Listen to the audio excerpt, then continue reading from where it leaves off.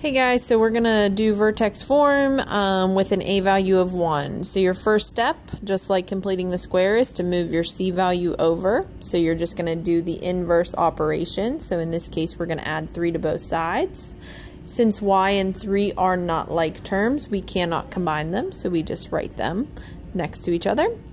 We're going to put in our boxes because our a value is 1 in front of our x squared, so we can put in our box on each side. Sorry, it was a little blurry. There we go. So we can put in our box. To figure out what goes in our square, or to figure out our perfect square trinomial, we're going to do b over 2, and then we're going to square that. You always use your most recent b, which in this case is the same as our original.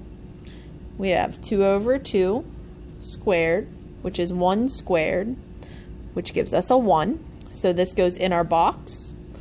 So we would put a 1 in both boxes. We're going to factor our perfect square trinomial. Okay, so you can either think of it as a times c, so 1 times 1 is 1, factors of 1 that add to 2 are 1 and 1, or this is always going to make a perfect square trinomial because we are creating it. So the last thing right before we squared it is what we are going to factor into. So it's always going to be our variable and then our sign. So since this is a positive 1, it's going to be plus 1. We're going to combine our like terms over here. So we have a 3 and a 1. So that's going to make 4. And then our last step to get into vertex form is going to be get this number on the other side. So it's a positive 4. So we're going to subtract it over, leaving us with y equals x plus 1 squared minus 4. Notice you cannot reach inside of the parentheses to grab that 1 and combine 1 and negative 4.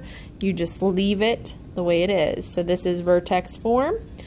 So what that does is it makes it easy to find our vertex. So our vertex is the opposite of what's in the parentheses, because really, technically what you're doing is setting it equal to 0, subtracting to get x equals negative 1. And then if you plug negative 1 in, you're going to get a 0 in here. 0 squared is 0. 0 minus 4 is negative 4. The way we talked about it when we were doing transformations is opposite of in the parentheses and just the number that comes behind for our y value. I will do another video on graphing it. So that is it for right now.